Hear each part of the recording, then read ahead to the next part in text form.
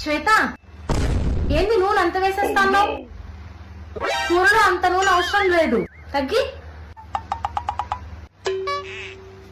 అరే, ఎంత మూటలు కొన్నావమ్మా? ఇంత పెద్ద పెద్దవా? చిన్న చిన్నవి చూసి ఏది తీసుకురావాలి? చూడు, పాడైపోయి ఉంది చూడు. ఏం చూసి తీసుకొచ్చినావు? అబ్బా, ఎంత గబ్బు గబ్బు చేస్తుంది కిచెన్ అంతా. ఒక వంట చేసేకి మళ్ళీ ఈ కిచెన్ క్లీన్ చేస్తానే ఉంటది.